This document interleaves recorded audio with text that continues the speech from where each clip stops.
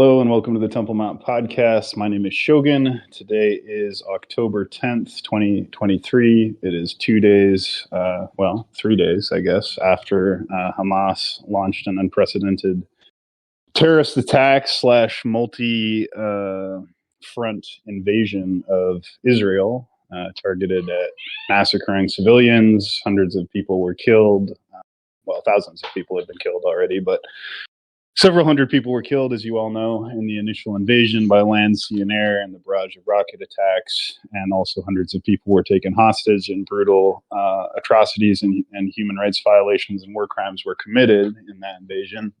How much of that you've seen, how much of that you are aware of at this point will depend on your attention and where you are when you're listening to this.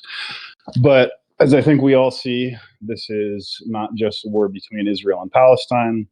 There's already pretty obvious connections to Iran. There is wide-scale support throughout various parts of the Muslim world for the anti-Israel or Hamas platform. And there has already been massive escalation in the sense of the U.S. Deploying an aircraft carrier group to the Middle East, Marines, battle groups.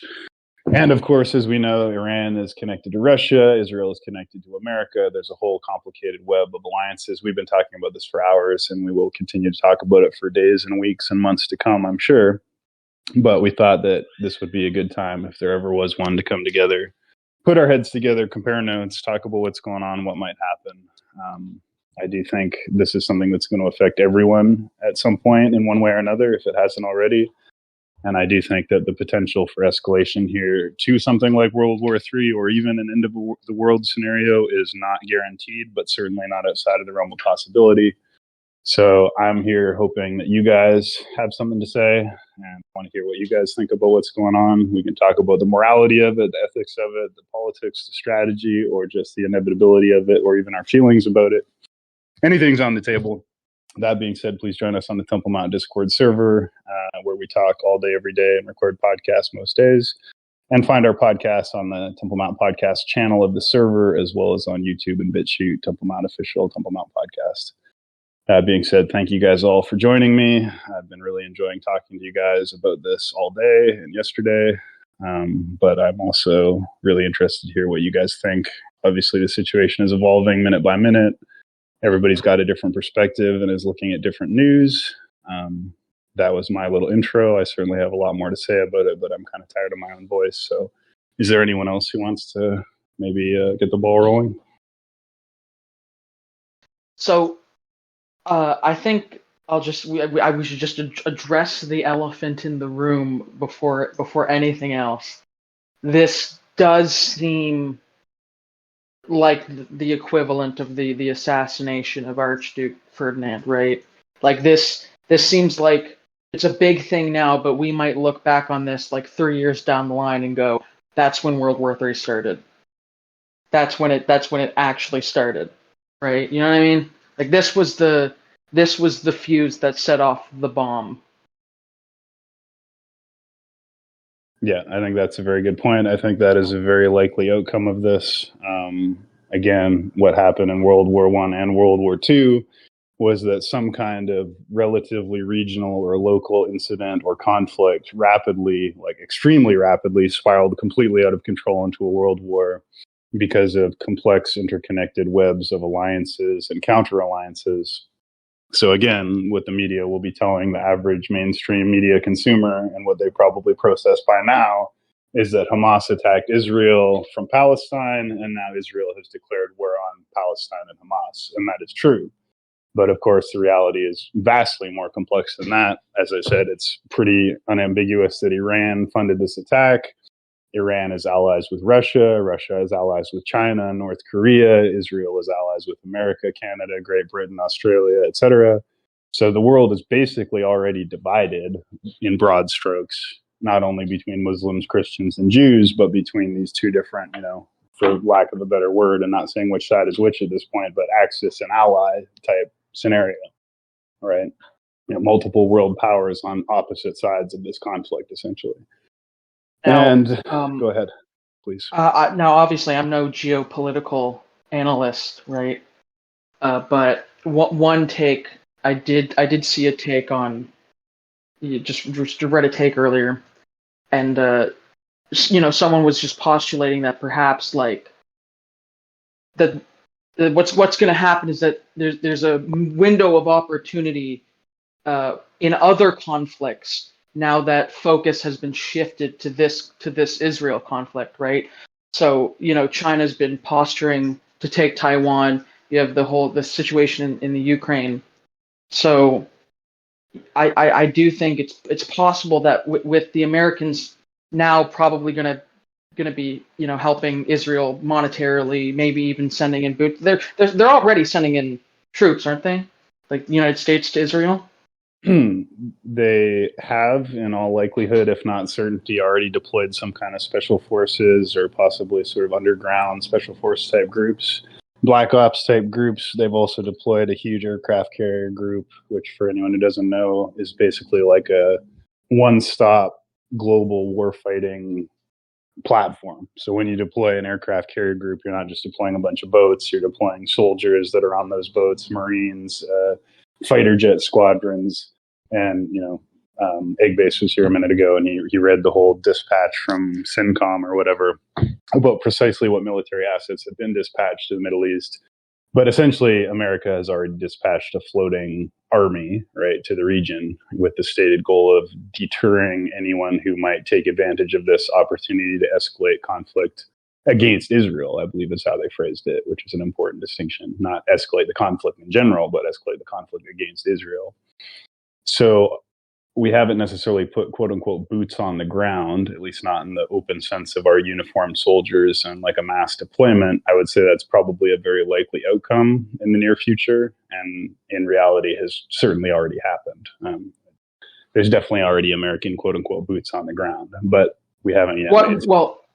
What I was trying to point out is you can already start to see multiple different fronts starting to form, right? So we got the Ukrainian front, we got the Taiwan and Israel, right? And then other regional conflicts. But you can start to see the battlefield being defined in a sense, Well, that's a very good point, right? What's happening now is not and cannot be unconnected from the already severely concerning war that's been going on in Ukraine, which obviously in the same way that the war in Ukraine, we should all know, is not just a war between Russia and Ukraine. It's a war between Russia and its allies and supporters in Ukraine, and its many allies and supporters and funders in the West, including America, Canada, Great Britain, Australia, etc. So yes, you have multiple fronts of a global world war emerging. And the last, major domino that needs to fall would be China invading Taiwan. And there's every reason to be concerned about that because, one, they've stated that they plan to do it. Two, they have political and strategic reasons to do it. Three, they have the capability to do it. And four, if you were going to do it, this would arguably be the best time because your major deterrent is going to be America. And if America is already tied up dealing with containing Russia and helping Israel, then that might make it difficult for them to counter a Chinese invasion of Taiwan. So that's definitely something to look out for. And if that does happen, then I would say we're no longer on the brink of World War III. We're unquestionably at World War III at that point. Well, that's sort of what I'm thinking. Go ahead. Interrupt real quick, and then you can go back. It's a live update. World Health Organization calls for humanitarian corridor into Gaza Strip, and that's NBC News source. That's just live headline. You can go ahead. Well, what I was going to say was that, that was my point, was that we're starting to see like America kind of spread itself a little bit more thinly in order to cover more ground, right? So they're wrapped up in multiple conflicts now. I mean, I know with Ukraine they're not like actively really involved, but they are funding it, and so if they're now funding Israel, they might have less money to send to the Ukraine, which gives the Russians a little bit more of an upper hand.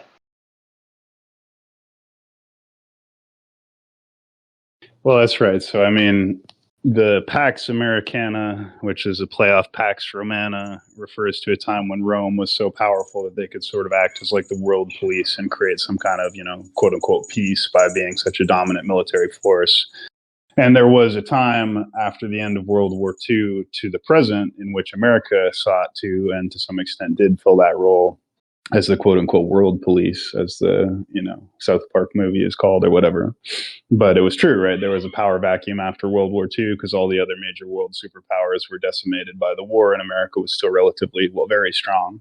So they sort of stepped in, and then there was what they called a unipolar world for a little while. And then there was the bipolar world or whatever with the Soviet Union, two superpowers. And then when the Soviet Union collapsed again, there was a unipolar world in principle. Now we sort of have a tripolar world where there's at least three superpowers, being China, Russia, and America. Some people who've been following Western media might say, well, Russia's no superpower. They can't even defeat Ukraine. They're getting their asses kicked.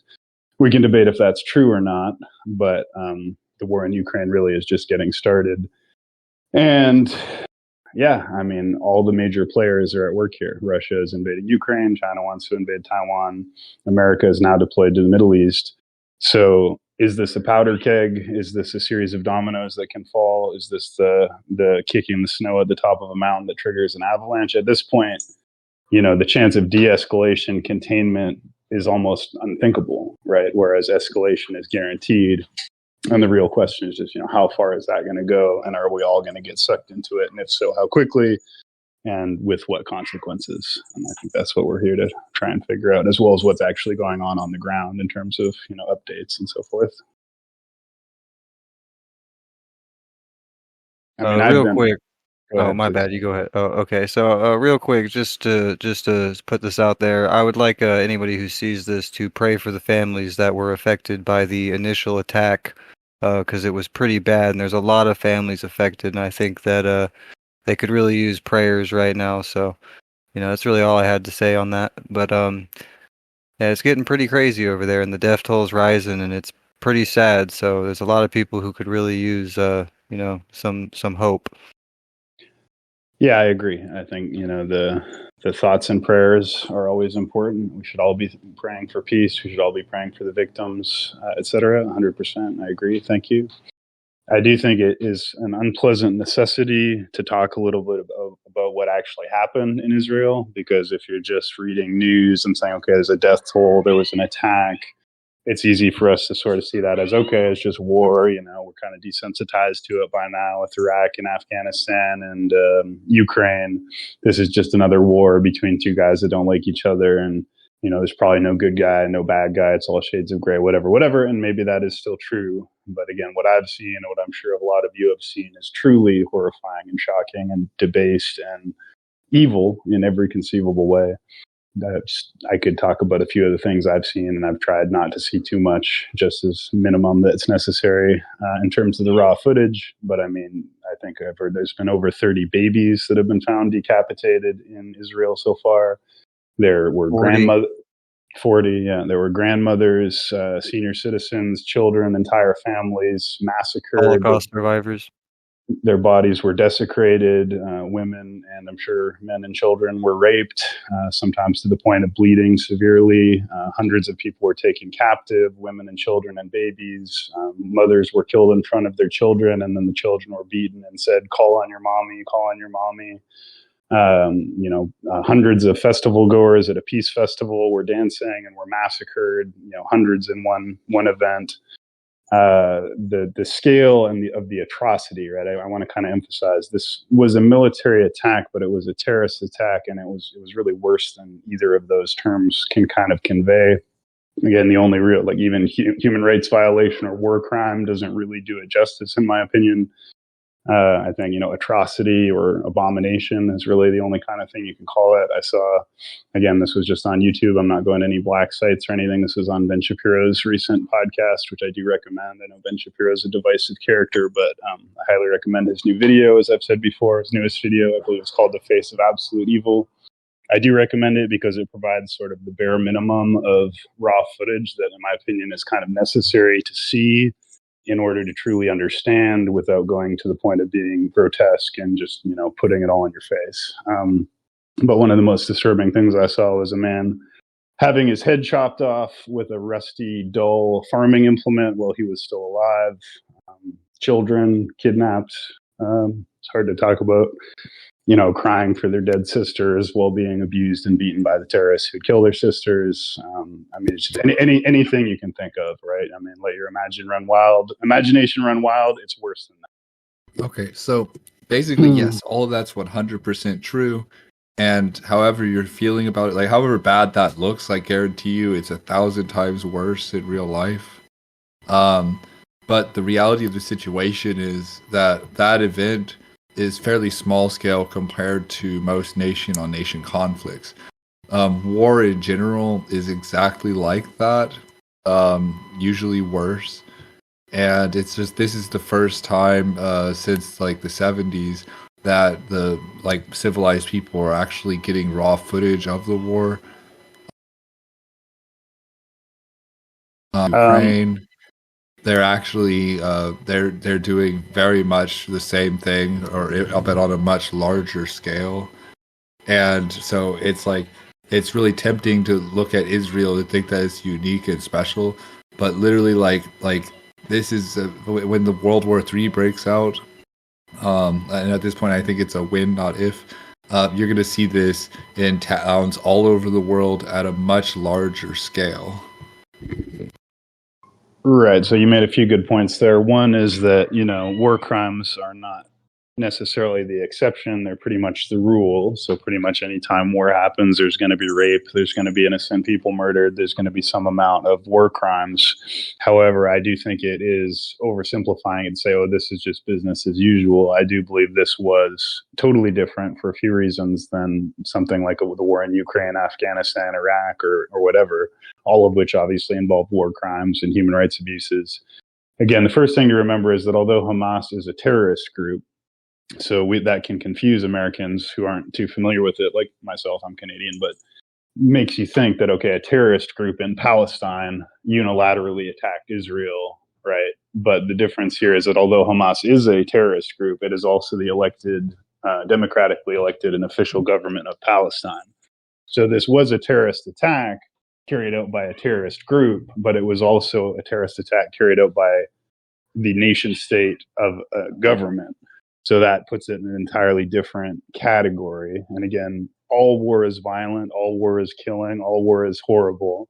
But there still is a very important distinction between war and terrorism. So wars are declared, right? They're declared. This was a sneak attack on a holy day against civilians. And again, the important part of wars is carried out by uniformed soldiers. These were carried out by terrorists who were not necessarily wearing any uniforms. And military strikes are supposed to target military targets and to spare cultural, humanitarian, and civilian areas. This was the opposite. This wasn't a case of, okay, well, there's a war and, well, the chaos of war is going on, horrible things are happening. This was a case of the whole purpose of this attack was only to afflict atrocities, target civilians, and so forth. So it's different than saying, yes, all wars involve war crimes. This war was a war crime. Right. Its whole purpose was to be a war crime. Well, okay. For example, the United States leveled the German city Dresden. Like we Hiroshima, Hiroshima, and how the other city too. I mean, like indiscriminately mass murdering civilians is kind of standard operation. The United States has done it. I guarantee you, like 100 times more and at 1,000 times the magnitude of Hamas, with just no consideration for civilian life whatsoever. Well, I would like to say the difference between this is they went there with the intention to target civilians specifically, and then take their phones and take pictures of their bodies that they have dismembered or tortured or mutilated and send that using their phones to their family members to create a destruction of civilian morale. And I think that this attack was more sadistic in its nature against the civilian population, and it intended to inflict more fear than actual damage. Once again, not special, not unique. Like people have been doing that ever since they've had cameras and video cameras and stuff. Like for example, like in the Vietnam War, we actually had a fairly free press filming the actual war and broadcasting much of the reality of it to the public, and that's why we saw these massive protests against the Vietnam War. Well, And I'd just like to get in just to kind of semi-moderate. I'm not trying to moderate, but I just want to acknowledge, first of all, the valid part, in my opinion, of what you're saying. I mean, all of it's valid, but I agree with you. So yes, like America has dropped a nuclear bomb on a city and just indiscriminately killed billions or millions or thousands or whatever it was of babies and families.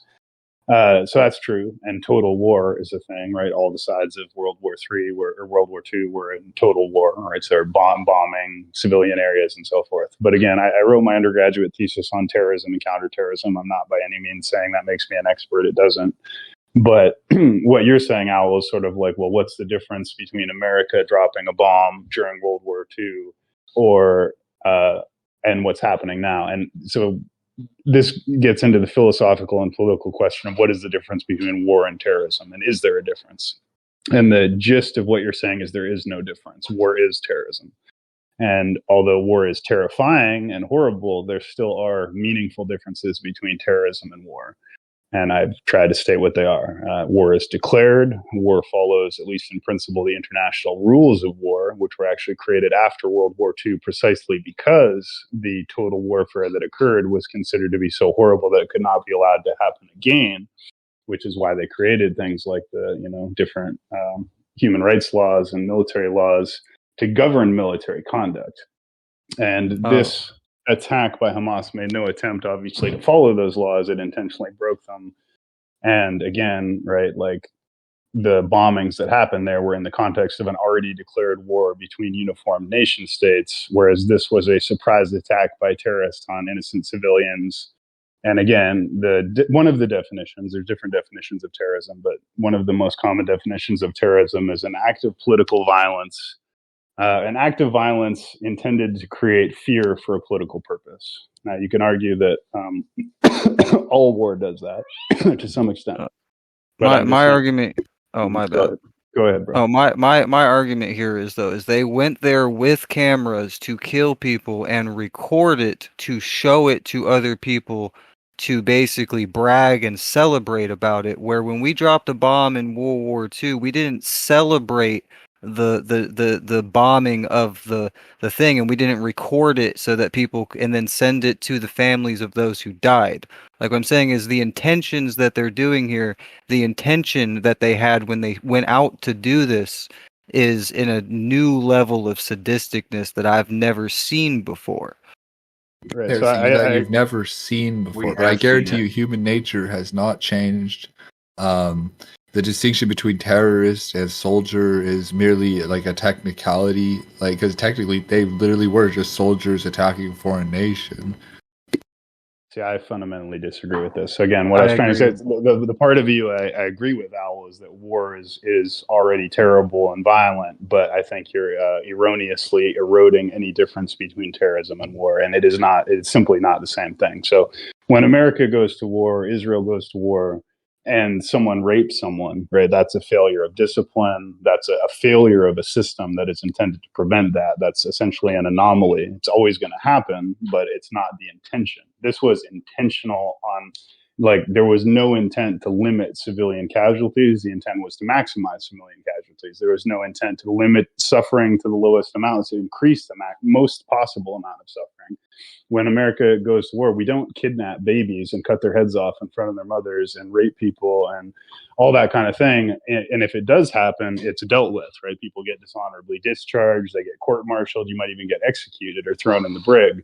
This was the whole point. Every single Hamas soldier who crossed that border had nothing but rape and murder and slaughter and pillage on their mind. It wasn't an aberration. Again, no warning was given. So even in horrible wars like the Iraq War, I watched documentaries on this recently. They put big loudspeakers up. Yeah, we bombed the shit out of Iraq. Shock and awe, right? I saw it just like you guys did. But they put up big loudspeakers for days and said, we are about to begin this military offensive. If you are a civilian, evacuate this area. We are going to bomb this area. We are going to invade this area. You need to get out, right? That is a fundamentally different moral scenario than attacking people at a music festival on their high holy day in a brutal surprise attack, right? And again, America does not take babies and women and put them in rape dungeons and then film it and send it to their families. Like, Has there always been atrocities in humanity? Of course there has. But again, I think you're really overselling the case that there's no difference between what happened here and what happens in war. I think there's huge difference. I really do.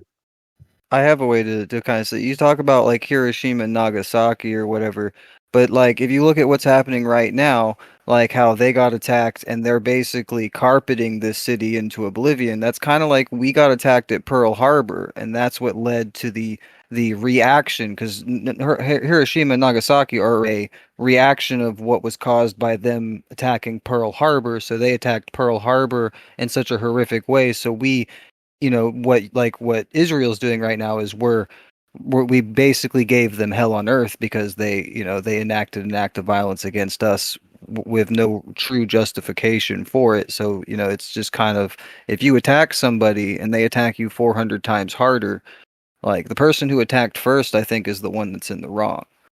So I don't want to drag us out into going on about this in circles forever. So I'll just have a closing statement on my side of it. But moral grandstanding does not change the realities of war. Like it doesn't matter your intentions or the end result. The fact is, you're sending masses of people to go in and kill masses of people, and the people who die in battle are a small fraction of the people who actually suffer to death as a result of that battle occurring. And it's just, I would just like to have this recorded, sending this message to whoever will listen. The big wars on a massive scale must be avoided at all costs. And it doesn't matter who started what. The retaliation will be 1,000 times worse. And then the expansion of war across the world will be 1,000,000 times worse. So however bad you're feeling about these babies being beheaded, that should incentivize you to want to not have a war with all your right, because there's going to be 1,000,000 more babies suffering to death like every day, like if this big war starts. So again, I could make a. Go ahead. Could I go? Okay, so I would just like to make a. So Shogun, you, while we were talking about this before the podcast, and you said it on the podcast too, you've made this point that it's different because it's their government, right? It's like, because Hamas is the actual government of Palestine, it makes it different, right? To blame the people for what has happened, right? My issue with that is, if I could make an example, Shogun, imagine, say, the Canadian government, right? The Canadian military, or if someone's American and they want the equivalent, like imagine the Biden administration, right, or the Trudeau administration. Imagine they gave a direct order, to the military to go and commit some atrocity, right? Would you be on the hook for? Would you be on the hook for that as a Canadian or American citizen? I don't think it's necessarily a fair statement, because, like, even in a democracy, the amount of actual control an individual has over their leaders once they're elected is pretty minimal, right? You can choose who to vote for, but then once they're in, they're going to do what they're going to do, right? So right. I don't think we can just justify brutalizing civilians on the basis that their government has done this horrific act of terrorism. No, I mean, again, there's something very valid in what you're saying, which is that, we all live in a democracy, and we're all painfully aware of how minimal our control over our government is, right? Our vote is virtually meaningless. We all know that, our governments are not responsive to what we actually want, and we don't want the things that they do. So yeah, is every American responsible for everything the American government or military does? No, not in an absolute sense. But is there a difference, a fundamental and important difference, even if it's a difference of scale, right? Not of nature, but of degree, between, again, use the example of Canada. I said it earlier. Let's say 100 crazy Canadian terrorists go into America and blow up a preschool, right, with no orders from the government, no representation of the elected government, no democracy, no, like, a completely rogue group, then I think it's fairly obvious that that's a totally different situation than when the elected government of a democratic country attacks. So your point is totally valid, right? We're not responsible one for one for what our governments do. But there's still a huge difference between a rogue terrorist group doing something and the elected government of a country doing something. That's the issue with what I was saying, what you're saying. It's like, it's not black and white, right? We can all agree on that. But there are differences of degree. There are darker and lighter shades of gray. So when you follow the rules of war, when you have uniformed soldiers, when you try to avoid humanitarian and civilian targets, when you give a warning and you declare a war, right, and you follow international war crimes laws, or at least you punish the people who break them, right, in your own government, that is different than when you intentionally do the opposite of all of those things. I don't think you can erode that difference into non-existence. Here's my question though. If the citizens are in support of the act of terror that the government commits and the citizens are all complacent and are all celebrating that act, does that not make them equally as at fault as their government when they themselves approve and accept it?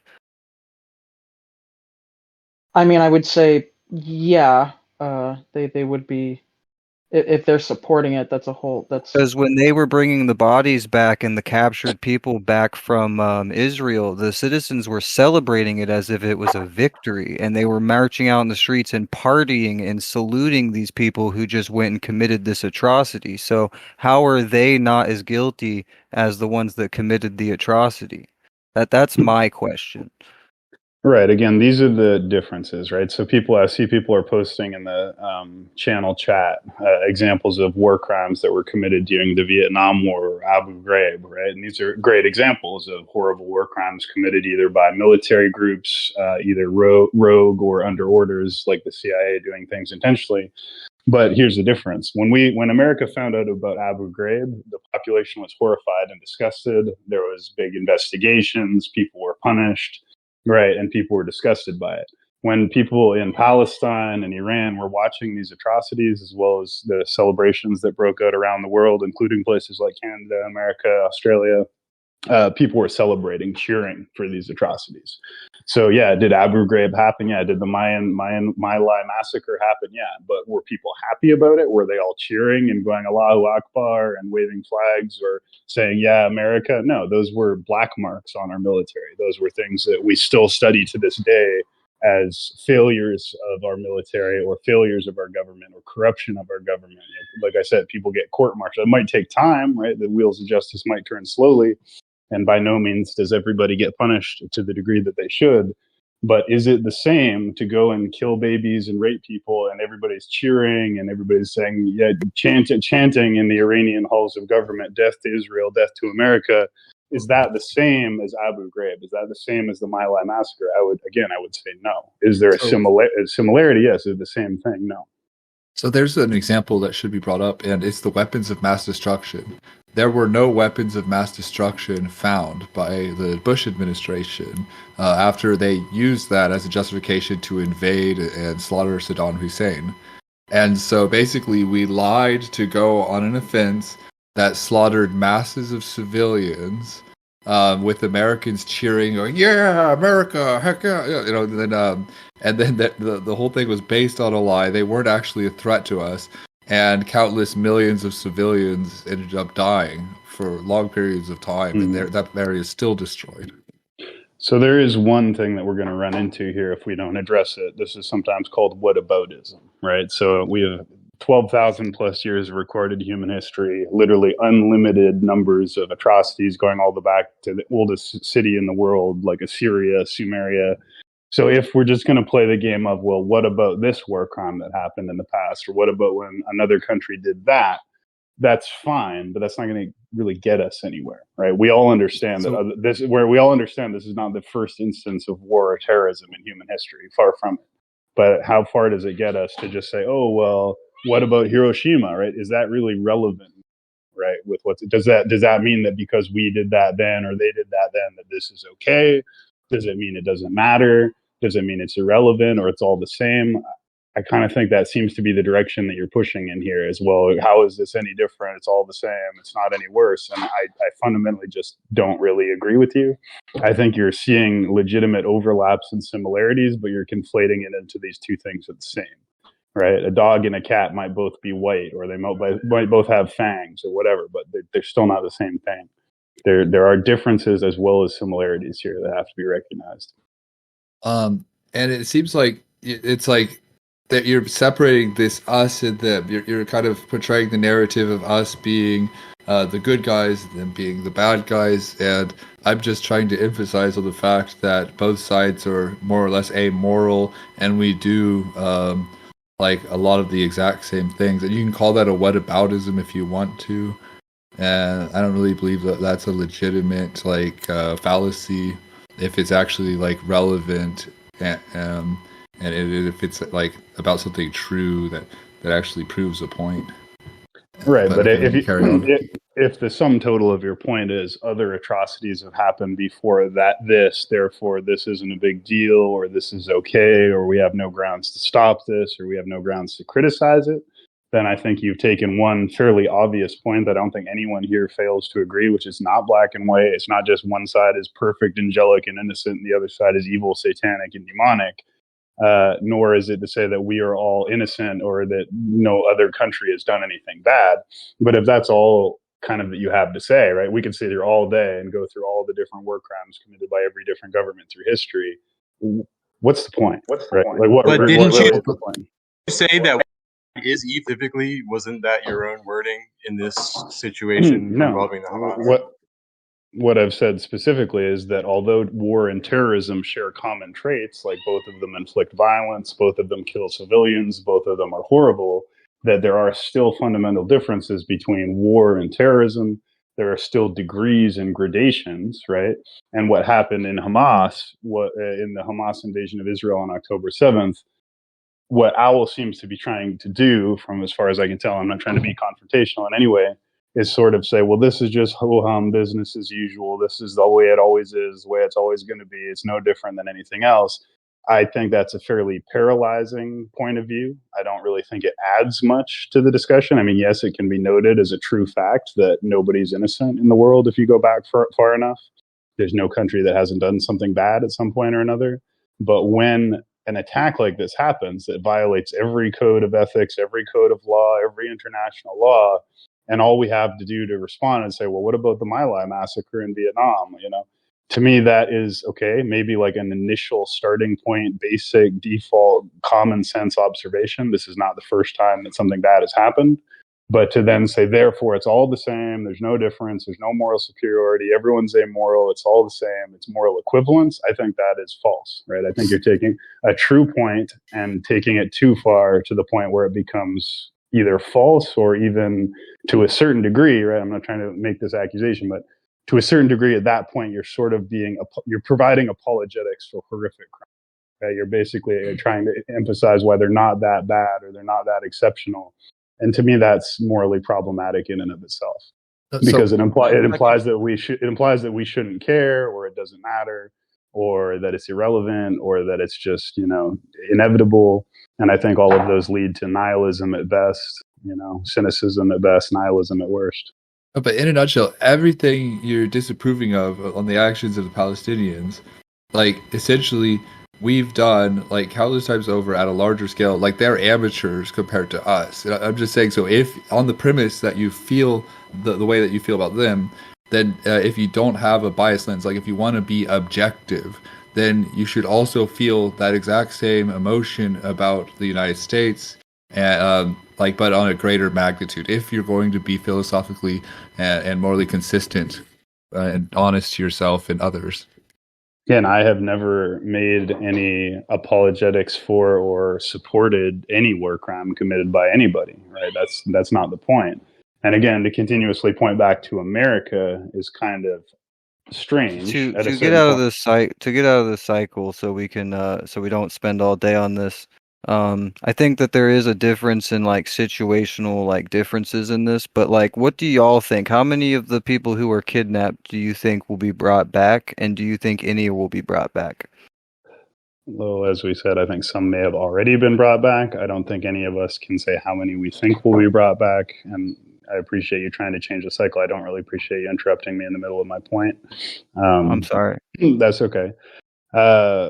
So again, what I was saying is to continuously point back to America and things that America has done in the past. although not irrelevant, is sort of a strange approach, given that the current conflict is not actually currently with America, although we know they're involved now, right? It was between Israel and Palestine. So to continually point to American war crimes in the past is sort of like a strange, like, stumbling block for the conversation in a way. Canadians died, British people died, Thai people died, people from many different countries died in the Hamas attack on Israel. And also, this is something that's happening now, which is why we're talking about it now. And you're bringing us back to things that happened in the past, right? We can do a history podcast on past war crimes and how bad they are. But when you're trying to talk about a current issue and all we can do is go back to things that happened in the past in a different country, then I question, is that not almost missing the point, right? Like, well, I spent about I spent like 20 seconds just kind of clarifying, because I really feel like you keep misrepresenting what I'm saying, and then you go on for another minute about it. But yeah, we can move on. What do y'all think about the leadership of Israel in the instances, like the current moment? Like, do you think that they're doing a good job for their citizens in helping their citizens? Do you think that they're doing what they should do as a nation? Well, that's what we're kind of trying to discuss, and that was the next point I wanted to address of owls. I think is an important way to bring this conversation on. So you said, well, no matter how bad, as I understand, no matter how bad this attack was, any retaliation will only be worse or only make the problem worse. And yeah, you're right. If there's a retaliation, more people will die and more civilians will die. But my question then is, if you do not use your military to respond to a massive terrorist attack on your population that kills hundreds of thousands of people, takes hundreds of captives, and commits all these atrocities, then my question would be, for what purpose do you have a military in the first place? And if that is not a justification for war, right? 40 babies decapitated on your high holy day by terrorists in your own country. If that is not a reason for war, then what possibly would be, right?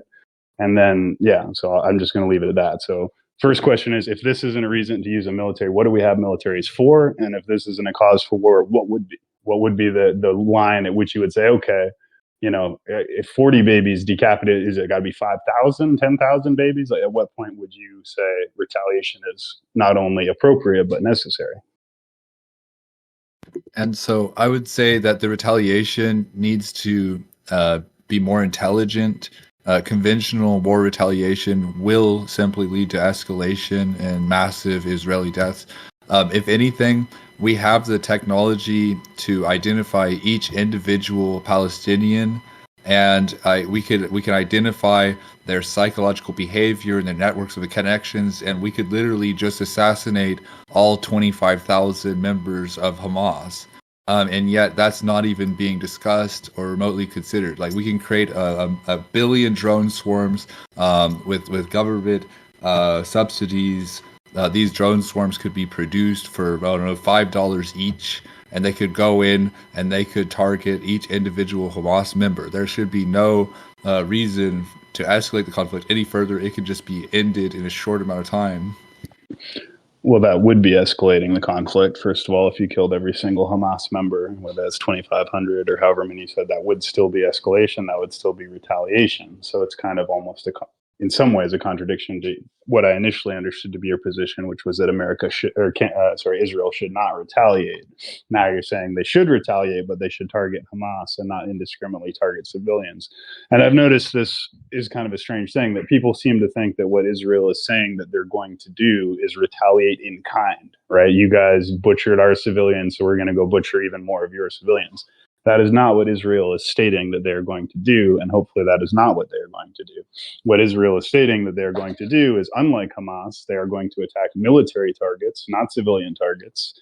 Unlike Hamas, they're going to notify those civilians before they attack, right, rather than surprise attack them. They're going to give them the chance to evacuate instead of trying to take them unawares.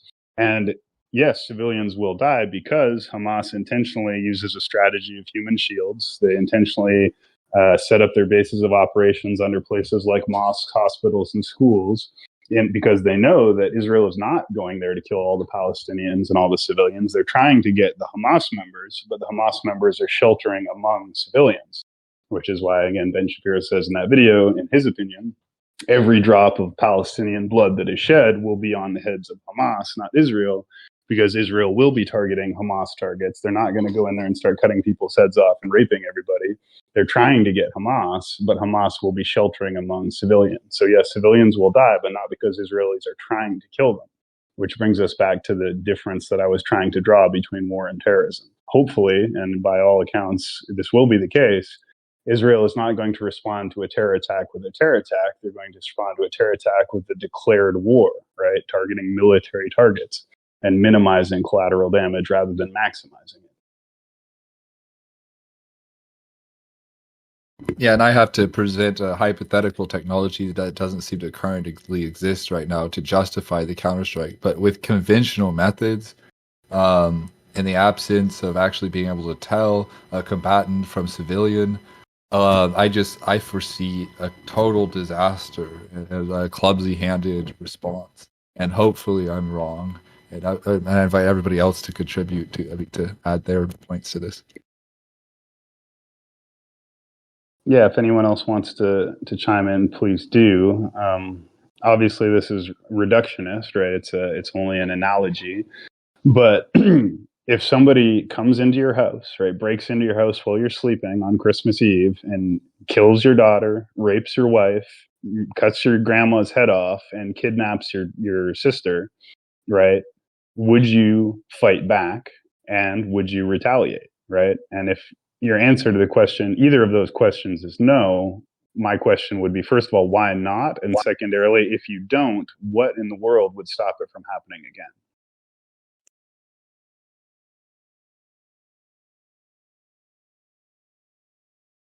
So again, to say we shouldn't retaliate because we cannot reduce the amount of collateral damage and civilian casualties to zero. Therefore, any retaliation is only going to make the problem worse. Okay, but then you're completely invalidating the whole concept of defense, the whole concept of deterrence, the whole concept of justice, right? The whole concept of security, right? If you don't defend yourself, even when you're attacked, even when you're atrociously attacked, then what's going to stop people from attacking you again, right? What disincentive have you given them, right? They're celebrating, they're happy about it, they're going to do it again if they can. If you don't retaliate, why wouldn't they just keep doing it over and over and over again?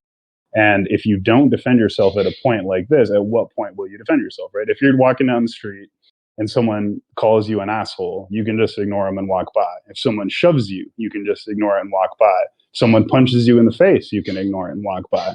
But if someone stabs your girlfriend in the neck and steals your baby and runs away, and you say, well, just don't retaliate, it's just going to make it worse. And they're like, again, in 99% of cases, peace is preferable to war. But as the Bible says, there's a time for peace and a time for war.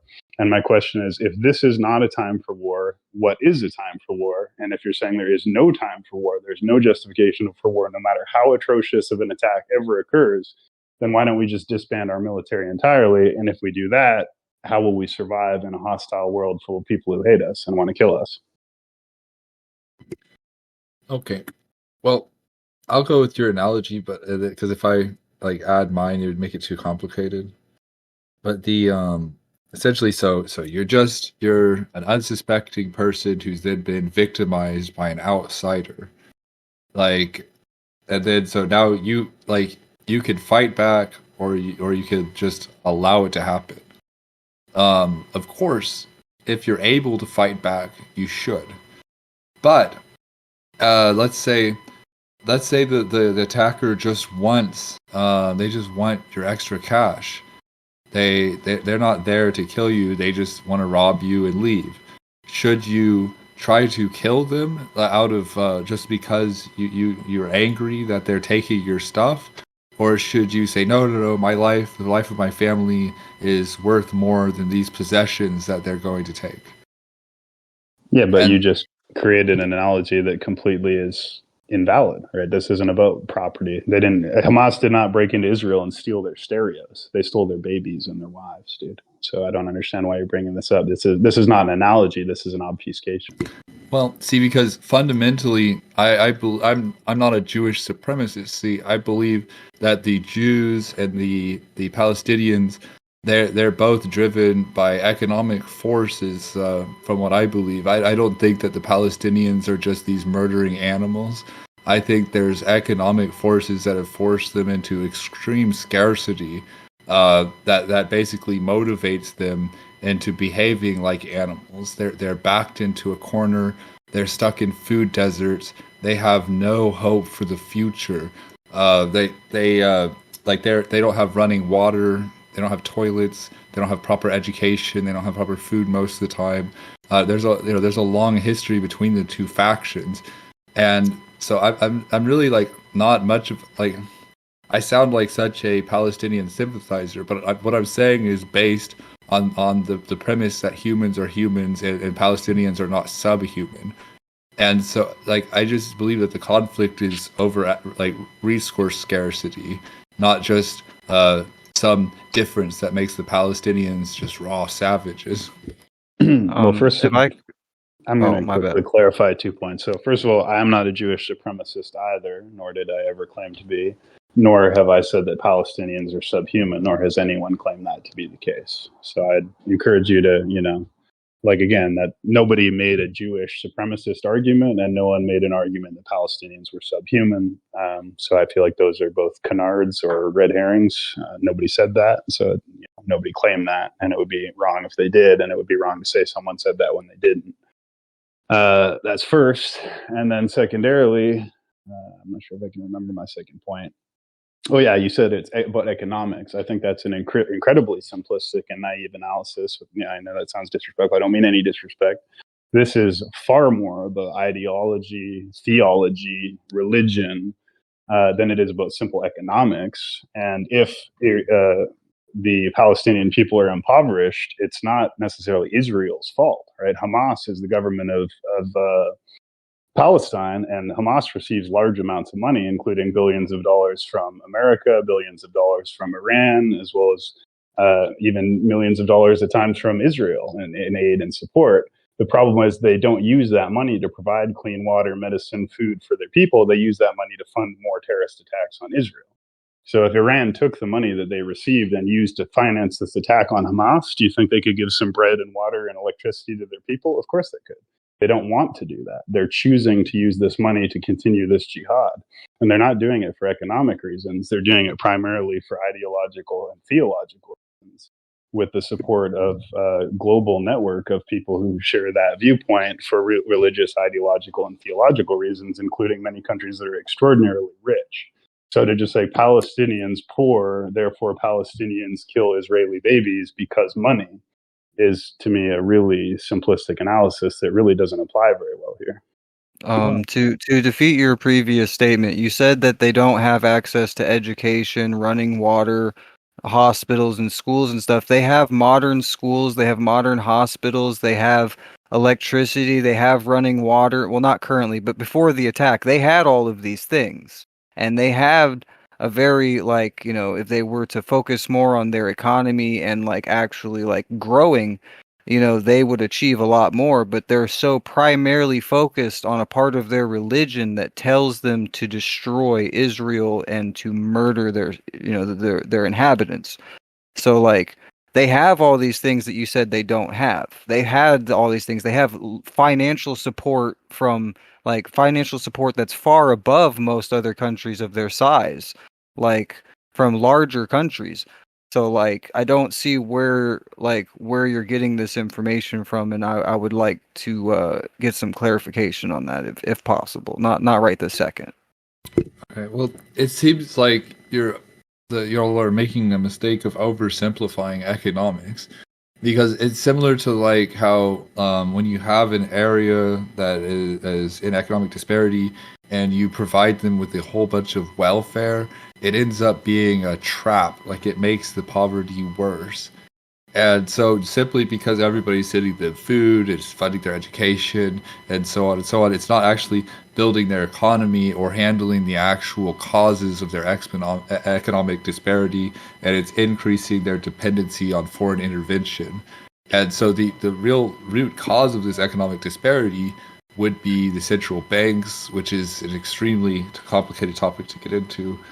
But these economies are given they're provided with money in the form of loans, and then those loans have to be repaid with interest. And because every nation that abolishes the central bank or refuses to do business with these international banking entities, that they all end up getting destroyed and plundered, just coincidentally. And so, that's extremely hard to prove. So you can't really win a debate on this, but it is common knowledge in a lot of circles. But it's like, I just refuse to believe that the Palestinians are just simply economically inferior because of their inferior, hateful beliefs. They just refuse help. They're simply the horse led to water that just won't up and drink.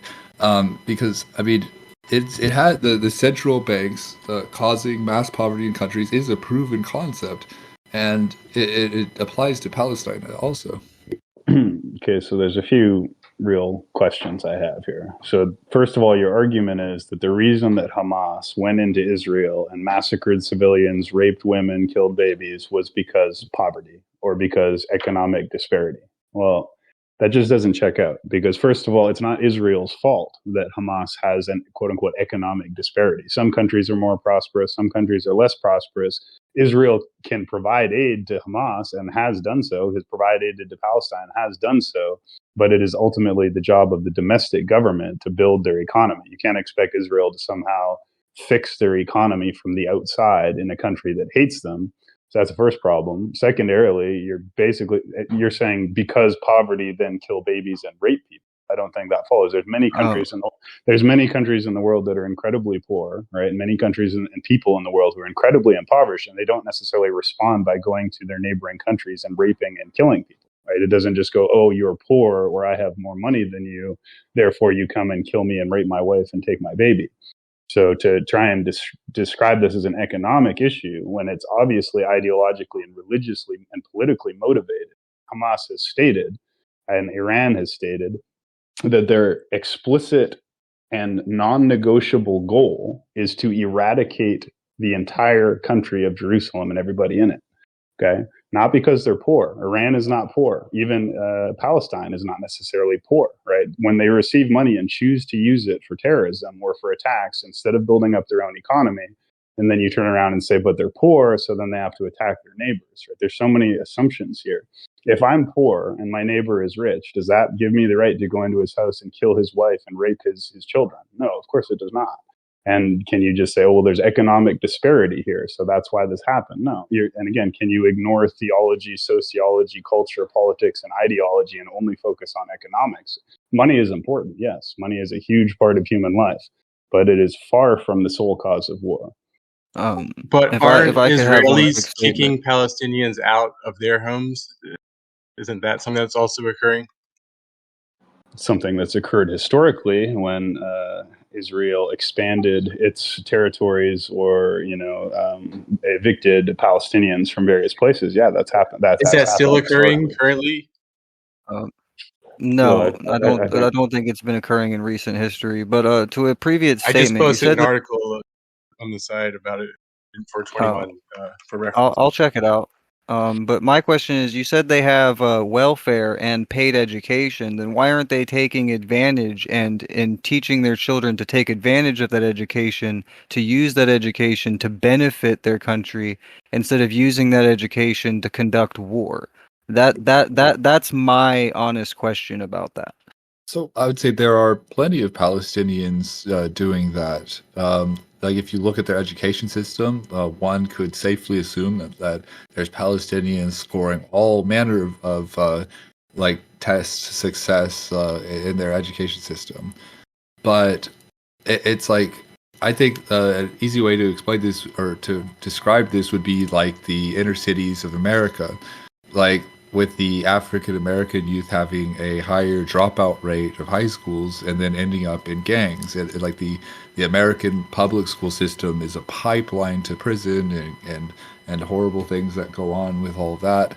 I mean, it's like basically what makes these youth susceptible to joining these bad gangster organizations and like what causes that when they have every opportunity in the world. And there's a lot of factors that come into play that kind of demotivates and distracts and disenfranchises these youth to want to go join a militancy group. But I would say, like, to allow them to have a thriving economy is like just fundamental, and actually like giving them the available incentives to want to work on self-development, to have optimism about the future that isn't just simply a path to violence, death, and destruction. I understand that, but what I'm saying is why are they choosing constantly over every several generations, instead of taking advantage of these educations to benefit their society? Why are they always choosing to drop out and become terrorists when the actions that are caused by that are worse than the other options that they have available? I think it's a social problem more than it's an economical problem, is what I was trying to get to. Well, there's about 25,000 Hamas members, and there's 5 million Palestinian citizens. So that's actually a very small percentage of people who go to resort to violent militancy, and they get paid to do so. The entire Palestinian system isn't exactly democratic. They're ruled by violent terrorists, as I guess we've chosen to define them as. And so these civilians are in a dictatorship. And so you have to understand the nature of dictatorships and violent police states and military control in order to understand why the autonomy and the why the freedom of these people has been restricted. Well, I'm trying really hard to follow your analysis and make it connect. And I honestly just feel like it always doesn't quite connect. So you're saying, okay, Palestinians are not free because they're under a dictatorship. Okay. That's a domestic Palestinian problem of their own governance. How does that justify an attack on Israel? And you're saying, oh, well, they're economically poor, so that justifies it, or that's the reason behind it. But then when you say, okay, but people are giving them billions of dollars, but then you say, well, that just makes it worse, right? That just creates welfare dependency, and that doesn't help either. So at this point, you've said they are going to attack because they're poor, but even if we give them money and support, that still doesn't help and only makes it worse. So and then you're saying they shouldn't retaliate. So again, it's you're saying what people shouldn't do and what doesn't help, but I'm really struggling to see what the alternatives are. So there's so many kind of moving pieces here, right? But to go back to the core issue, you're saying that Israel should not retaliate because that's only going to make it worse. My question then is, if you're telling us what not to do, or you're making a suggestion about what shouldn't be done, what would be the alternative, right? So if you don't retaliate, what is the alternative? Do you just wait till October 7th, 2024, when this happens again and it's 2 times worse, 3 times worse?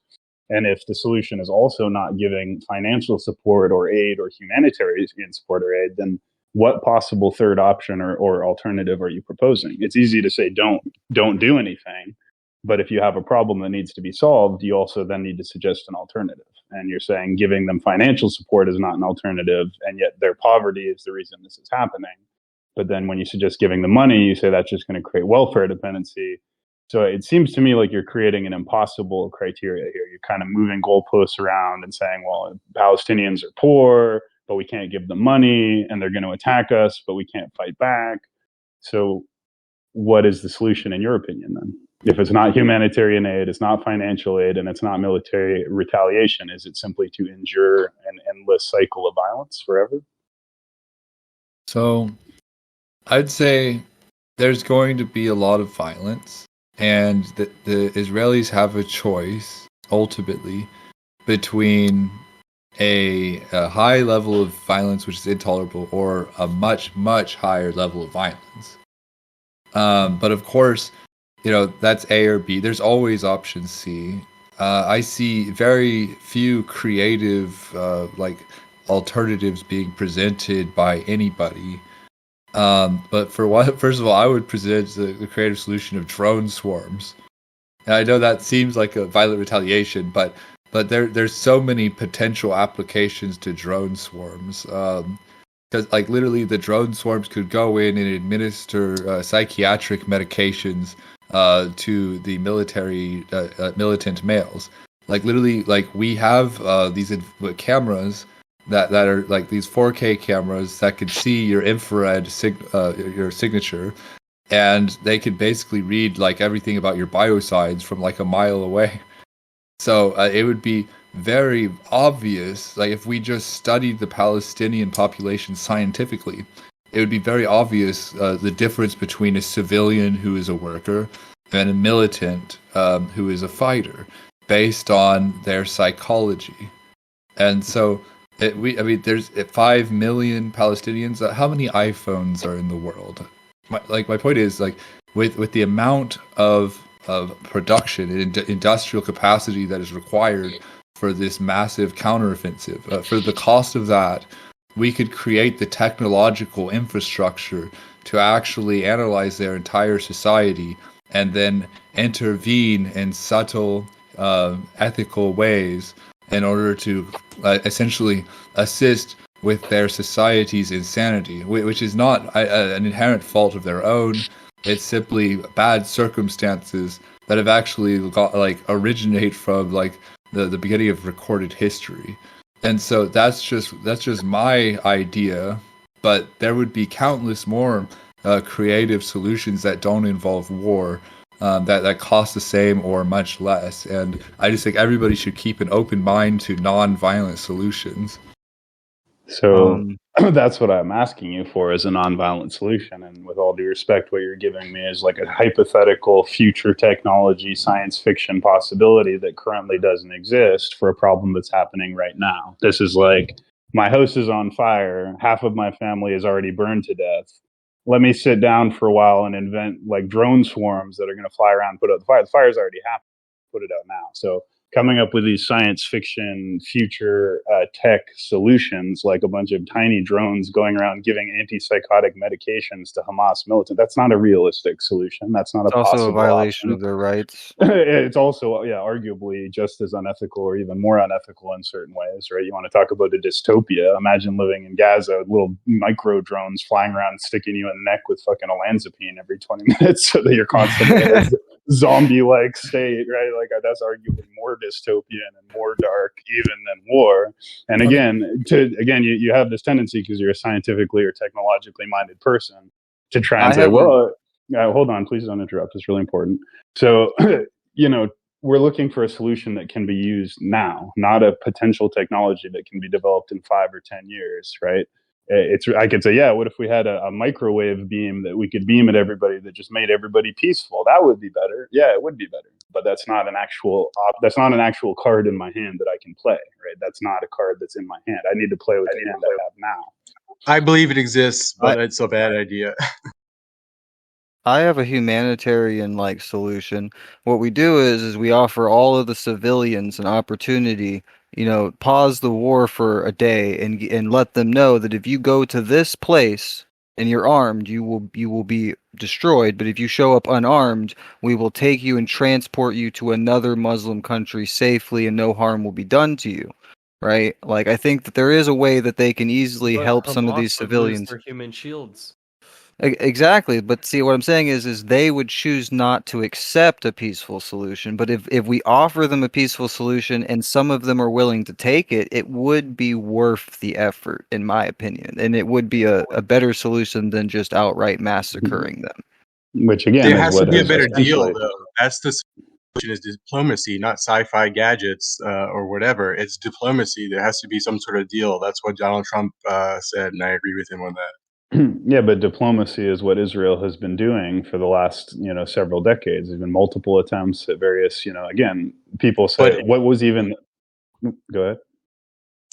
Diplomacy with concessions is what I mean. I mean, a real good deal. That's what I'm talking about. I don't think there's been one. Right. No, there has been many. I mean, again, what is the meaning of this attack, right? There's Palestinian liberation. From what? From the Israeli occupation. But here's the problem. All of the West Bank is not occupied by Israel since 2019. There is no Israel. Well, yeah, there is no Israeli occupation of the territory controlled by Hamas in the West Bank. It is the Israelis have already pulled out of there. So again, many deals and diplomatic attempts and concessions have been made, and the response was this horrific, atrocious terrorist attack. So to say, okay, give them more concessions, right? If your neighbor comes and kills your wife and rapes your kids, give him some candy. Maybe he'll stop. that would be the opposite of a disincentive. That would be rewarding the bad behavior, right? To say that Israel should respond to this atrocious terrorist attack on civilians by concessions or some kind of gift, to me, is absurd. I would make that claim. I would say it's not a one-sided, one person breaking in and killing random people. I think it's a two-sided feud with neighbors, and I think diplomacy again is the answer to that as well. Again, how do you do diplomacy with someone who is massacring your civilians, right? That's the case. That's almost every single case when you need diplomacy. That's what's happening in the situation. The problem with diplomacy in this situation is they have attempted diplomacy with these people from Gaza, and the Gazans deny all their deals, and the Gazan deals that they offer are completely one-sided, to where they have to give up over half their country or the whole country, or there will be no deal made. That's literally how it's been going for years. They refuse any deal to help themselves because they're not getting their end goal out of it, which is to take Israel. And it's good to go back to just like bare bones 101 military strategy basics, right? The concept of a military is to provide a deterrent, right? Just the concept of any kind of security and self-defense. So if you do not respond militarily to a direct attack, then what you're telling your opponents is that attacking you does not have consequences. That alone is bad enough because that makes them think they can just keep doing it again and again and continue to celebrate and continue to make more attacks because they're not getting any blowback. If you're an evil person and you go up and punch someone in the face and they don't do anything, you punch them again, they don't do anything, you punch them again, sooner or later that person is either going to die or he's going to fight back. But not only are you saying, as far as I can tell, that not only should they not fight back, that the response to someone coming up and killing your family or attacking your country is to give them some kind of gift or concession. Well, again, this is basic like Pavlovian behavioral conditioning, right? If you get a reward for doing something bad, are you less likely to do the same thing again? And if you get punished for doing something bad, are you more or less likely to do the same thing again? So it seems to me what you're proposing. I think you made your own point. I think a diplomatic solution is rather than violence, like you just said. I agree with you. That's what we should focus on. It's not perpetuating the situation by killing massacres back and forth, but by building some sort of diplomatic. It's not a gift. It's the cost of doing business, the cost of preventing violence. There's no gift involved. Again, to say diplomacy is an easy word to say, but again, like the time for diplomacy is to prevent or avoid a situation like this. I'm struggling to even fathom what diplomacy would mean in a situation like this. A better deal. That's what I've been saying. This is just a current domino after however many years, the last century of this venue of this conflict. So let me see if I understand. A better deal. Okay, so this is some kind of deal, like we're bargaining over a car. Okay, so Hamas on October 7th breaks into Israel and kills hundreds of thousands of people and kidnaps hundreds of people, commits hundreds of atrocities. Israel responds by saying, okay, now that you've killed all these babies and children and raped all these people, we're now going to give you a better deal. We're going to give you 20% more territory. Again, that is literally rewarding the attack and only incentivizing further attacks. Go ahead. There's have to be concessions on both sides. Obviously, that's not your oversimplifying a deal. Brother. I'm sorry, brother, but when I said Drew, right, that means Drew's turn, right? So go ahead, Drew. I just want to say that this is like, imagine the same conversation about Hitler. This is what that could become again. I don't think people understand the amount of extremism that's coming from this ideology. This is not something that you can be diplomatic with. Like, that's like saying, like, oh, we should just convince Hitler. Let's give him some stuff, and, like, maybe he'll leave us alone. Like, that's just not a reality.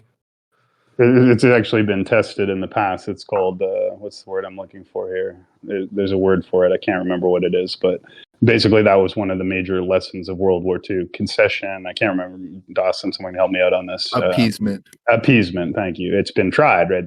Just let Hitler take Poland and he'll stop there. No, that just emboldens him, right? Then, I took Poland. I'm going to take another country. And again, what you're suggesting is rewarding Hamas for this atrocious attack. You're saying now that this atrocious attack has happened, now that all these Israelis are dead, Israel should respond by giving up territory or giving up resources or giving up money. Again, that creates, what happens with a bully. If a bully comes and says, hey, give me all your lunch money, and you give him all your lunch money, does he stop? Or does he come back to you the next day and say, give me all your lunch money and all your Pokemon cards? And then you give him all your lunch money and your Pokemon cards. The next day he wants the shirt off.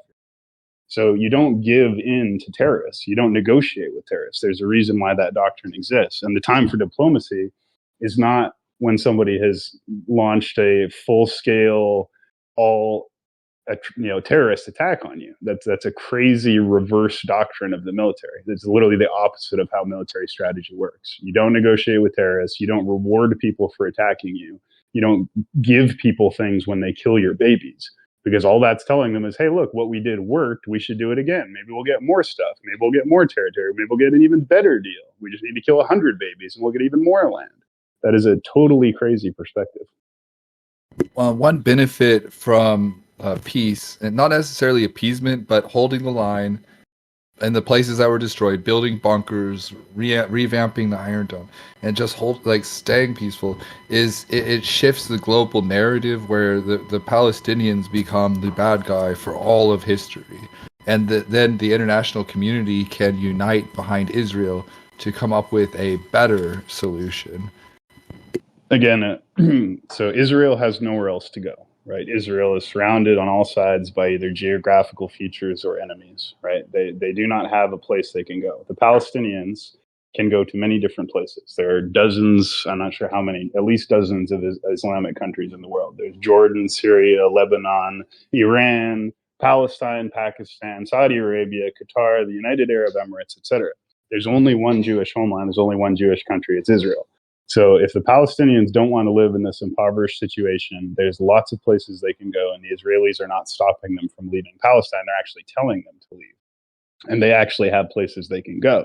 Israel has nowhere they can go, and they're being attacked in their own homes, right? So this is kind of a crazy situation. And again, they built a big, giant wall and had an Iron Dome. And Hamas blew up their wall and got through their Iron Dome. And your solution is, well, just build another wall and another Iron Dome. Like, you ever heard the saying, like, doing the same thing over and over again and expecting a different result? And again, to say that you should just continue to play defense when your back is against the wall and you're being attacked in your own home, and you should just, build a better fence, man, get a better lock on your door. I don't think that's just. I don't think that's fair, and I don't think it's strategic. Well, Dawson, I just want to ask Dawson, were you going to mic up? Because I've been wondering if you're going to key in on this at all. Yeah, give me 1 second. Okay. And then quickly though, but the Jews do have all over the world. They're thriving in like every nation. They may be. What I was going to say is, I understand the point of having the national communities, like it's moral high ground, but the problem is moral high ground isn't really worth anything if you're seeing your own civilians get killed. And also, the point I made earlier is people seem to think that there's only two options here: do nothing or devolve to the same level of savagery that happened to you. That's not the two options. The third option is, as I said before, you maintain moral superiority while exerting overwhelming kinetic and military superiority. And those two things are not mutually incompatible. So you make it very clear. You declare war. You tell the communities when you're going in. You give the civilians a humanitarian corridor. You give them time to leave. You give them warnings. You minimize civilian casualties. You don't intentionally attack innocent people. You don't rape people. You don't kidnap people. You provide humane treatment to the prisoners of war. But at the same time, you defeat and destroy your enemies. You secure your strategic and existential priorities. You protect your people. So that's what you do. You don't just say, okay, well, you cut off our heads, so we're going to cut off our heads. Oh, you cut off, we're going to cut. No, that's not what it is. You respond in an ethical way, but with overwhelming force, right? You still maintain moral superiority. You don't devolve to their level, right? There's a statement, be careful when you fight monsters, lest you become one. That's not what we want to do. We do want to maintain moral superiority. That's always important, because if you lose that international support and whatever, then you'll lose the war ultimately. Propaganda and support and morale and all of that is part of war. But again, you use ethical, legal, internationally recognized protocols of war. You wage limited and controlled but overwhelming force against your enemies. That's the third option here. And let's not forget that Israel isn't the only party blockading Gaza. Egypt is also blockading Gaza because they don't want Hamas in the Sinai Peninsula either. So, Can I say one thing? You said that like they're trying to portray them as evil and that they'll be portrayed as evil, but if you witness the footage of the initial attacks that they recorded themselves, there's nothing good about or nothing just in any way that they did. They are evil. That, and I want that to be known, that the people who committed this attack, the people who were involved in it, are evil. I agree. I agree with that. And I don't think that that necessarily means that any retaliation is therefore also evil, right? There is such a thing as legitimate use of force. There is such a thing as legitimate self-defense. We understand this when it comes to our personal lives, right? Like you said, you made this weird scenario about if someone tries to steal your stuff, should you kill them or should you let them steal your stuff? Well, that's a whole debate you could have, but that's not this scenario. This is self-defense, right? Literal self-defense. Someone breaks into your house, starts killing your family. Someone breaks into your country and starts killing your civilians. This is self-defense, right? This is the definition of self-defense. This is the purpose of militaries. Every country in the world has a military precisely to make sure that things like what happened to Israel don't happen to them. But if you don't use that military, then it's completely pointless. It has no deterrent effect. It has no security effect.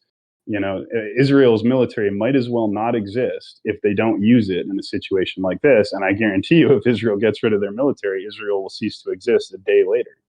So if we don't use our military, we might as well not have one. And if we don't have one, we're going to get wiped out by our enemies who do use their militaries. So again, the only solution, like Owl, and I'm not saying Owl's the only person in this conversation, but has been saying they should not retaliate. And the only solution that you offered as an alternative was using microscopic sci-fi drone swarms to give antipsychotics to Hamas members, which honestly is a ludicrous proposal. It may be something that comes about in 10 or 20 years or something, but it's not an actual solution to the problem at hand. The other option offered by Tempest in a Teapot is that Israel should actually reward Hamas by giving them money or territory. I think that's even crazier. There should be concessions on both sides, was what I was trying to say, but you cut me off last time, just to clarify that. And then I didn't say microscopic. Just like, you know, like, there's these little palm-sized drones that are fairly common. The technology as proposed actually exists. I didn't mean to say microscopic. Laws of warfare. That's never going to happen. Yeah, again, it has a whole host of ethical problems itself. It's arguably even less humane or even less ethical in some ways, or more dystopian. And it's not a system of warfare that currently exists. They don't have that technology ready to go. So again, to respond to a current crisis by postulating a future technological solution is nice and everything. It might come in handy in some future conflict, but it's not an actual solution to the conflict at hand. And then to go back to Tempest in the Teapot, and you're talking about concessions, right? Again, and a better deal, right? So if I'm in a car dealership and we're arguing over the price of a car, right? And we're trying to make a deal, right? And then you say, okay, well, we can't agree on the price of this car, so I'm going to kill your wife, kidnap your kids, rape your daughter, and cut your grandma's head off. Now give me a better deal. That's not a deal anymore at that point. But that's not the situation. That's not the situation with Israel and Hamas, though. So I don't understand your analogy at all. How is that not the situation? You're saying make a better deal. It's more analogous, like I said, if you want to use the family in a house or whatever. It's more analogous to a blood feud between two neighbors. Or something like that, rather than a car dealership or a burglar breaking into your house, in my opinion. But that's what I'm pointing out. You're the one who's trying to frame it as a deal, make a better deal, make concessions. Yeah, you can have all of those conversations until you start killing somebody's family or their civilians. That is not when you make a deal. That is not when. But that's been the situation for 80 years, however many years, already. So it's not like anything necessarily changed, except for escalation and scale.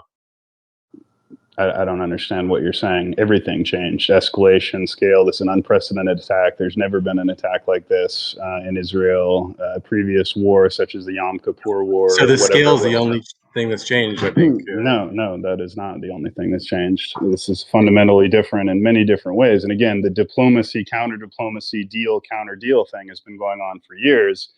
This breaks any possibility of that, and that was done by Hamas, not by Israel. Again, the argument that you should make concessions after you're attacked and your civilians are killed is a great way to broadcast weakness and tell people that they will be rewarded for attacking you in the most evil ways imaginable. This is the equivalent of if your dog rips all your fucking coaches apart, that you give him a bunch of treats.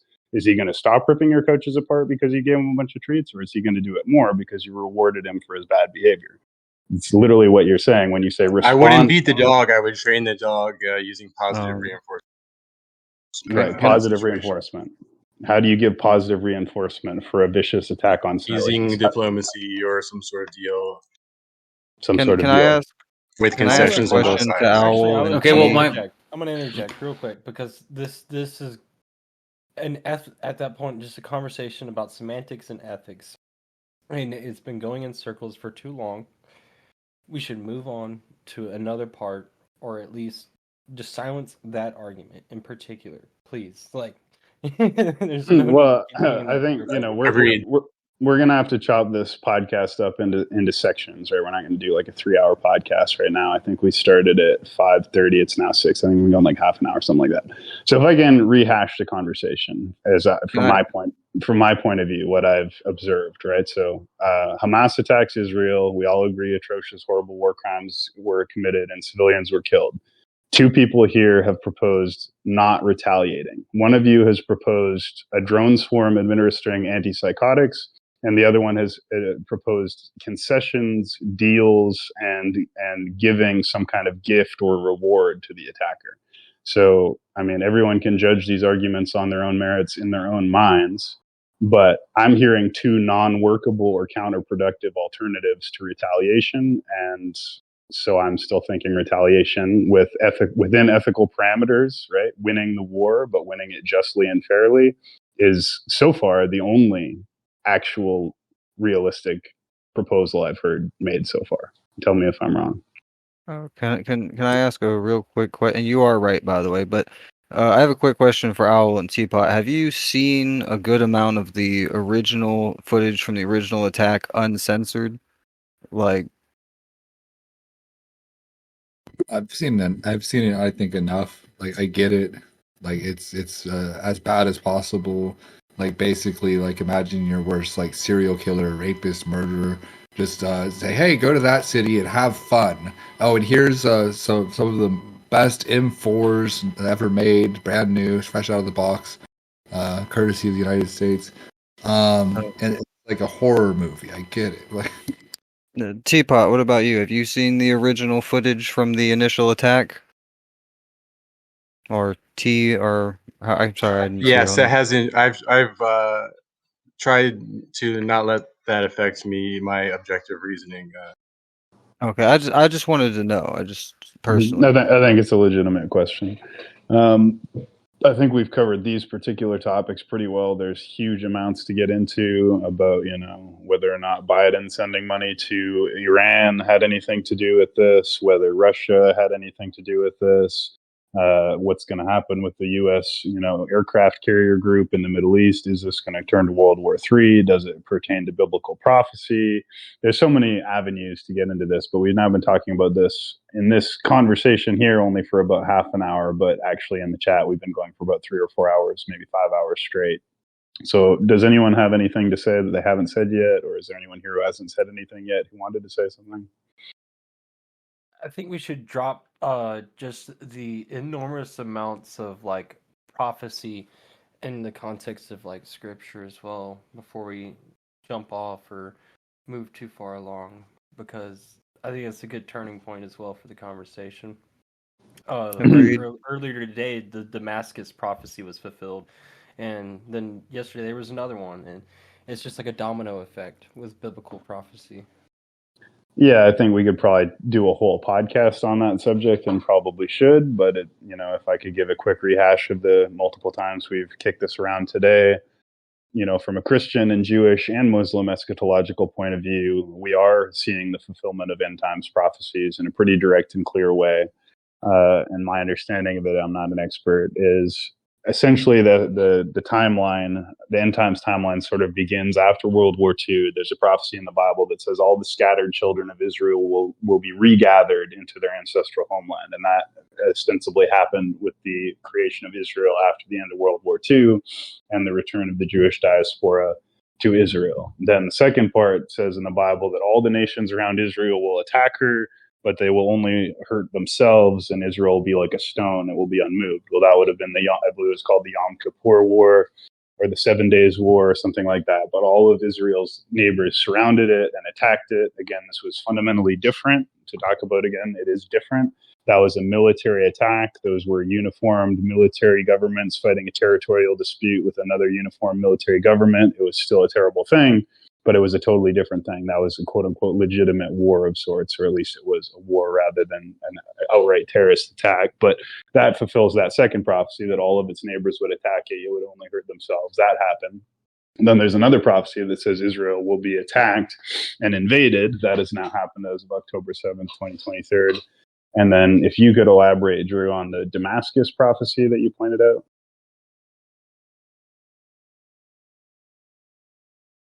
Are you there, Oh, Drew? you want me to pull up that line? Here, yeah, I'll grab it. Or you can just summarize it up to you. If he's doing that, when he's doing that, I'll just say that I heard one story today about the Yom Kippur War, about a Syrian tank crew in northern Israel, that during the 73 war, all of a sudden they got out of their tank and surrendered, and said for some reason so much pressure was building up in the tank, and our ears were about to explode, that we had to surrender. And they were wondering, what caused that. That is an interesting tangential question. I can only speculate about. I'm not sure if it's necessary to get into, though. In the timeline of biblical prophecy or not, unless I'm missing the connection. But yeah, I heard on some religious radio, and they said that they literally thought it was the Spirit of God coming down and messing up the ears of the crew. It's an interesting possibility. Anyone who's been around here also knows, NSA talks at no end about things like psychotronic warfare, electronic harassment, voice of God technology, voice to skull technology. So, I think it's an acknowledged fact of history that I believe it was in the Iraq War, maybe it was the Afghanistan War, they used voice to skull technology to beam a voice into the minds of the insurgents saying, this is Allah, lay down your weapons, and they did. But it wasn't God, it was some kind of advanced technology. So that I think has to be considered as well. I found it. I got an article about Damascus and the prophecy from the Bible, and what's to really come soon, if you don't mind. Please. Prophecy against Damascus.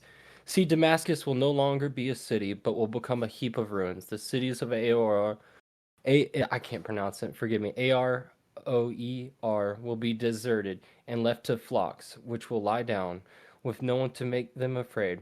The fortified city will disappear from Ephraim, and royal power from Damascus. The remnant of Aram will be like the glory of the Israelites, declares the Lord Almighty. And in that day, the glory of Jacob would fade.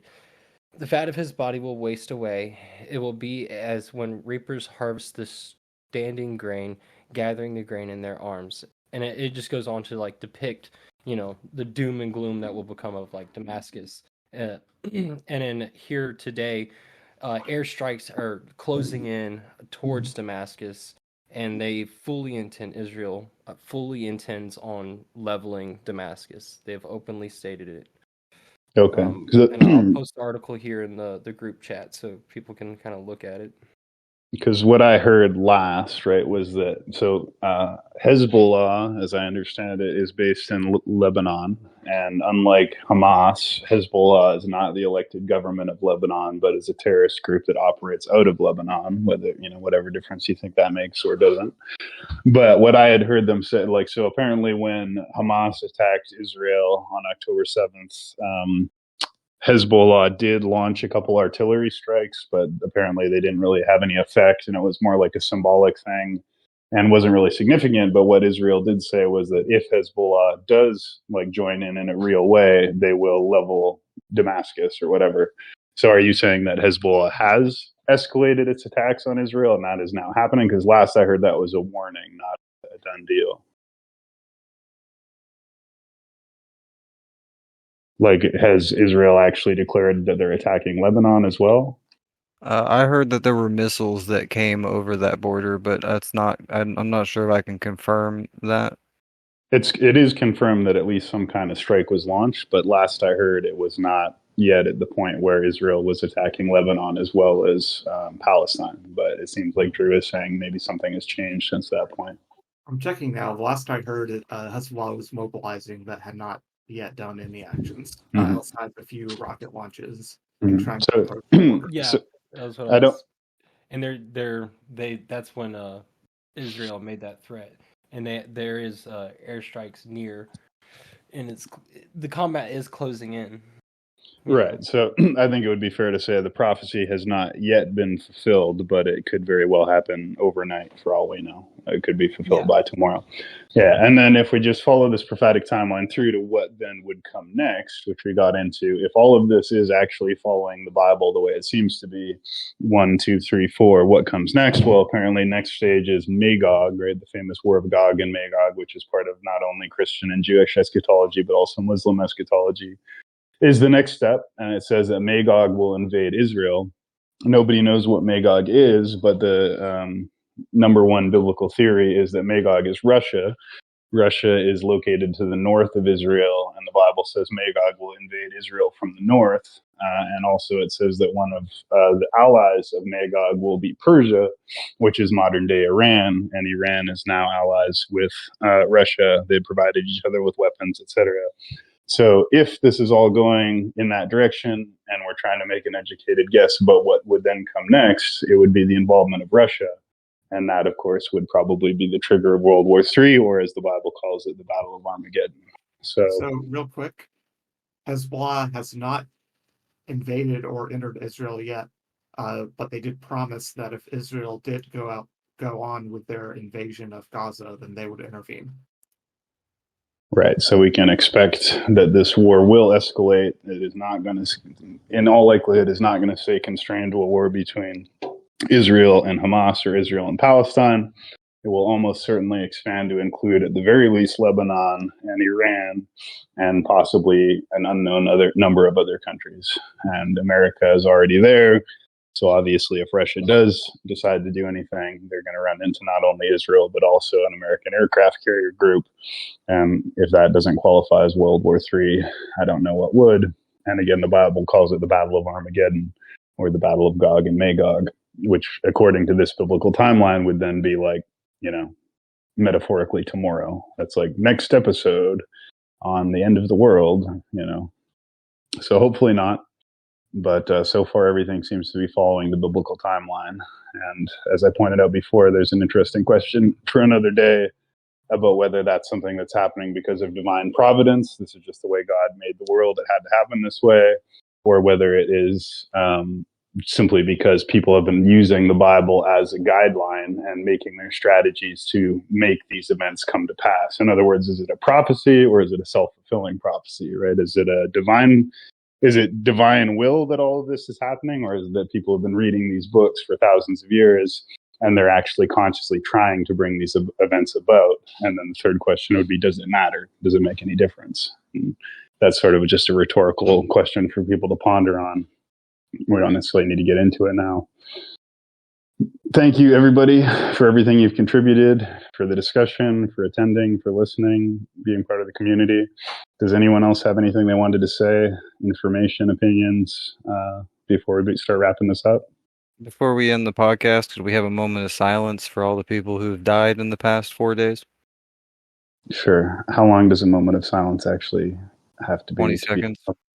All right. Let's have a moment of silence for all of the victims, innocent victims of this horrible conflict, and also prayers for peace and for the best possible outcome.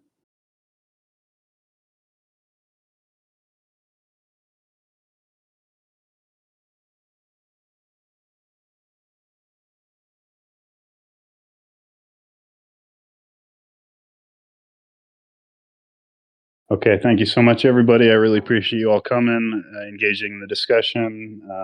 I hope everybody found it helpful and beneficial. I really appreciate all of your perspectives and everybody attending this podcast. Like all our podcasts will be on YouTube and BitChute and the Temple Mount podcast channel of the Temple Mount server. If you're listening to this, please join us on the server. Come join the discussion and keep an eye on the announcements channel, as we will probably be resuming daily or near daily special events and podcasts going forward from this point on. Obviously, we'll continue to track the ongoing news and continue to discuss this issue as well as everything else that's going on in the world. And there's a lot else going on as well. So join us for all of our regular events. And God bless everybody. I really do appreciate having you guys all here. And I hope we all, Canadian Thanksgiving was yesterday. So, we all have a lot to be grateful for, even as all these horrible things are happening. So let's keep that in mind, hug your families, get right with God, whatever that means to you. And thank you all for joining me. I'm going to banish the recording bot, and then anyone who wants to continue to hang out and talk about this or anything else, just join us in the above chat with the other guys. Thank you. God bless.